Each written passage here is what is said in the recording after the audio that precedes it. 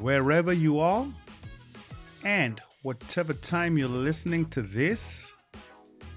Good morning, good afternoon, and good evening.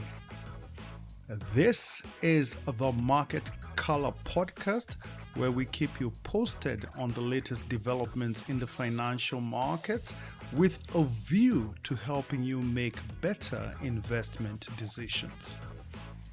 And we do that by first giving you a broad overview of the global markets so as to give you a big picture perspective of the global economy. This is then followed by the Kenyan segment, where we review the performance of the domestic markets with a view to covering all the major asset classes. And finally, we wrap up the podcast by addressing the topical issue for that week so as to bring you up to speed with the latest financial headlines. Ladies and gentlemen, this here is episode number 172. And in this episode, we're reviewing the performance of the financial markets during the 32nd week of 2025. And that is from Monday the 4th to Friday the 8th of August. And without further ado, this is your host, Jamuhuri.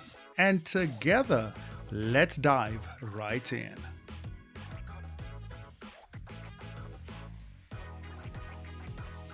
We kick it off in the United Kingdom, where on Thursday, the Bank of England voted by a narrow margin to cut interest rates from 4.25% to 4% flat as the central bank resumed what it described as a gradual and careful approach to monetary easing. The Bank of England was widely expected to cut its policy rate by 25 basis points, but traders and economists were keen to see the breakdown of the voting decision amongst the policymakers. And as it turned out, the 9-member Monetary Policy Committee voted by a narrow margin of 5-4 to reduce the bank rate by 25 basis points rather than keeping it on hold. Policymakers have had to contend with sticky inflation as the Consumer Price Index rose to a hotter than expected 3.6% in the month of June, and this was on the back of a cooling jobs market and lackluster economic growth as the UK's gross domestic product contracted by 0.1% in the month of May. In its official statement following the meeting, the committee said that it remains focused on squeezing out any existing or emerging signs of persistent inflationary pressures in order to sustainably return inflation to its 2% target rate in the medium term. On Wall Street this past week, stocks rose on Friday, led by the tech sector as the major averages closed the week with solid gains. Apple lifted both the S&P and the Nasdaq as the iPhone maker surged by 13% this past week after announcing plans to spend about $600 billion over the next 4 years in the United States in a bid to appease President Trump, who earlier in the week announced that he would impose a 100% tariff on imported semiconductors and chips, with an exemption for companies that are building in the United States. All the three major averages posted a winning week, with the tech-heavy Nasdaq Composite posting a jump of 3.9% for a record close at 21,450, whilst the broad market index, that is the S&P 500, climbed by 2.4% during the week to close at 6,389, and the Dow Jones Industrial Average rose by about 1.4% to settle at 44,175. In the government bond market, Tariff news continued to dominate the headlines this past week as President Trump's reciprocal tariffs came into force on Thursday, the 7th of August. U.S. Treasury yields ticked up higher on Friday as investors weighed the effect of higher tariffs on the outlook for inflation and interest rates, as well as U.S. economic growth. Traders are looking forward to the Consumer Price Index and the Producer Price Index for July, which are due out on Tuesday and Thursday, respectively. Both inflation numbers will help to set the backdrop for the Federal Reserve's next policy meeting, which is scheduled to take place on the 16th and 17th of September. The yield on the 2-year Treasury note gained by 3 basis points to close at 3.76%, whilst the yield on the 10-year Treasury bond rose more than 4 basis points to settle at 4.28%. For your information, 1 basis point is equal to 0.01%, and bond yields and prices move in opposite directions, which means that as interest rates rise, bond prices fall and vice versa. In the foreign exchange market, the dollar was stable on Friday but was still on track for a weekly loss, driven by weakening economic data, which raises the probability that the Federal Reserve will cut interest rates aggressively in order to shore up economic activity. The dollar has fallen since last week when the jobs report for July showed that the U.S. economy added much fewer jobs than expected, and this was further exacerbated by the downward revision of the jobs data for the previous 2 months. Traders are now pricing in about an 89% chance that the Federal Reserve will cut interest rates at its next policy meeting in September. The dollar index, which measures the strength of the greenback against a basket of other major currencies, this was on track for a weekly loss of around 0.5% as it came to a close at a reading of 98.19. In the commodity markets, the price of crude oil was on track for its steepest weekly loss since late June, but held steady on Friday as markets look forward to the meeting between President Trump and his Russian counterpart, Vladimir Putin, in an attempt to end the war in Ukraine. Earlier in the week, President Trump threatened to increase tariffs on both China and India if they continue to import crude oil from Russia. And in related news, the Organization of Petroleum Exporting Countries and its partners agreed on Sunday to increase oil production by 547,000 barrels per day for the month of September. The price of the global benchmark, that is Brent crude, fell by 4.4% during the week to settle at $66.59 a barrel, whilst the price of the U.S. benchmark, that is West Texas Intermediate crude, this was down by more than 5% for the week as it closed at $63.88 per barrel. In the precious metals market, the price of gold fell from a record high on Friday after the White House said it would clarify misinformation about potential tariffs on the precious metal. The statement said that the White House intends to issue an executive order to clarify misinformation about potential tariffs on gold bars and other specialty products. President Trump has imposed a 39% tariff on Swiss exports to the United States, and U.S. Customs and Border Protection confirmed that gold bars were not excluded from this tariff. In response, the Swiss Precious Metals Association said it was concerned about the implications of tariffs for the gold industry and warned that U.S. tariffs may negatively impact the international flow of physical gold. For your information, gold is considered as the ultimate safe haven asset and is traditionally viewed as a hedge against inflation and economic uncertainty, and tends to perform better in a low interest rate environment since it doesn't provide a regular coupon like a bond. And as at the close of business on Friday, the price of spot gold was trading at $3,463 per ounce. In the cryptocurrency market, Bitcoin's historical 4-year cycle is showing signs of deviating from the norm as a changing profile of investors and supportive regulation reshapes market dynamics. If this predictable cycle is broken, it would have significant implications for the way investors assess Bitcoin's price action and changes the potential timing of when to invest in Bitcoin. The Bitcoin cycle refers to a 4-year pattern of price movement that revolves around a key event known as the halving, when the reward for mining Bitcoin is cut in half. The last halving happened in April 2024, when the reward for mining Bitcoin was cut in half to 3.125 Bitcoins per block.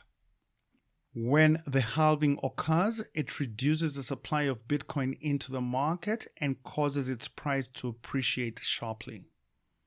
Thereafter, Bitcoin tends to crash, dropping by about 70% from its record peak, leading to what is referred to as a crypto winter, which is a prolonged period of depressed prices. During this period, Bitcoin trades within a narrow range, and as the next halving approaches, the price of Bitcoin begins to appreciate, and the cycle repeats itself all over again. We now change scene to the Kenyan financial markets, and as is the norm, we start by looking at the domestic foreign exchange market, where during the past week, the Kenya shilling continued to flatline versus the US dollar, and according to data from the Central Bank of Kenya, the official exchange rate for the dollar was quoted at 129.24, which was the exact same rate that was recorded the previous week. Meanwhile, the sterling pound was priced at 172.80, and the euro was valued at 150.88. And on the regional front, one Kenyan shilling was changing hands for 27.62 Ugandan shillings and 19.13 Tanzanian shillings, and to the Rwandese franc, it was posted at 11.19. The Kenya shilling continues to trade within a narrow range versus the US dollar, and barring any external shocks to the domestic economy, we expect the shilling to remain range-bound in the short term. However, in the longer term, the outlook for the shilling remains negative, and this is evidenced by the country's excessive national debt, which now stands at about 70% of the gross domestic product and consumes about 60% of total tax revenues. On foreign exchange reserves, during the past week, Kenya's usable foreign exchange reserves increased significantly by $201 million for a grand total of $10.89 billion, which is equivalent to 4.8 months of import cover. This level of reserves is in line with the central bank's statutory requirement to endeavor to maintain at least 4 months of import cover. Despite this fact, Kenya's foreign exchange reserves remain under intense pressure, and this is partly due to the persistent current account deficit, where imports perpetually exceed exports, and is further exacerbated by our ever-increasing external debt repayments that have pushed the country to the precipice of a sovereign debt default. Please note that in its weekly bulletin, the Central Bank of Kenya does not provide any explanation for the change in foreign exchange reserves. In the money markets, during the past week, the interbank market was sufficiently liquid and was also supported by the central bank through open market operations. For your information, open market operations refers to the purchase and sale of government securities by the central bank with a view to regulating money supply and interest rates in the interbank market. The average interbank rate, which is the rate that banks use to lend to each other, mainly on an overnight basis, this was stable at 9.60% and was pretty much in line with the central bank rate at 9.75%. Meanwhile, the excess reserves held by commercial banks in relation to the cash reserve ratio of 3.25%, this stood at 6 billion shillings. For your information, the cash reserve ratio is a statutory requirement that specifies the percentage of total customer deposits that commercial banks are required to hold with the central bank for liquidity management. In the government securities market, the weekly Treasury bill auction was held on Thursday, the 7th of August, and the central bank received bids totaling to 23.4 billion shillings against an advertised amount of 24 billion shillings, representing a performance rate of about 97%. The central bank ended up accepting almost the entire amount as it took in about 23.2 billion shillings, and the results of the auction were as follows. The 91-day rate dipped by 3 basis points down to 8.07%, whilst the 182-day rate declined sharply by 23 basis points to settle at 8.17%, and the 364-day rate was stable at a weighted average rate of 9.71%. Up next is our topical issue, and this week we're looking at the procurement of a new retail bond system by the central bank. The Central Bank of Kenya, which manages the issuance of government debt on behalf of the National Treasury, has advertised for the procurement of a new retail bond system. This system is targeted at the mass market with a view to tapping increased investor demand for government securities, and which will also assist the National Treasury to finance the budget deficit. The central bank said that it aims to roll out a digital system with a user-friendly interface and a retail depository with an efficient payment and settlement feature that is suitable for the mass market. In a disclosure to invited vendors, the central bank said that the retail bond system will provide a platform for investors to open and maintain a securities account, through which they can purchase and sell government securities, and with the ability to remit payments as well as receive regular coupon payments, and will be able to do this using their mobile phones or the central bank website. The central bank had previously piloted a retail bond platform known as M-Kiba, which was designed to raise funds for infrastructure projects, whilst at the same time promoting financial inclusion through mobile phone transactions. M-Akiba allowed Kenyans to invest in government securities with a minimum amount of just 3,000 shillings. However, the system faced teething problems and did not perform as expected, with users requesting for a more user-friendly interface and the use of simple language that retail investors can understand. Currently, the central bank handles bond trades on a platform called the Dow CSD, which allows retail investors to participate directly in the auction of treasury bills and bonds.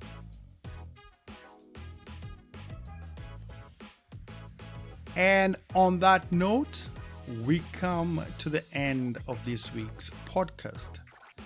Thank you for listening to the Market Color podcast, and I hope that you found it to be useful and informative. And if that is the case, please share this podcast with your family and friends and help to keep them informed of the latest developments in the financial markets. Please also consider becoming an active subscriber with a minimum monthly contribution of just $10. For more information on how to become an active subscriber, please check out our support link at buzzsprout.com/1999543/support. And as always, your support is very much appreciated. For your information, the Market Color podcast is hosted by Buzzsprout and is also available on all the major hosting directories, that is Apple Podcasts, Spotify, and Amazon Music. And if you have any ideas or feedback on how we can improve this podcast, please feel free to reach me on the following email address, that is jamuhuri@gmail.com. Jamuhuri spelled Jamuhuri. Once again, thank you for your continued support, and I look forward to interacting with you again next week. And in the meantime, please do have yourself a blessed and fantastic week ahead. And remember, the only way to do great work is to love what you do. Think about it. Thank you, and God bless.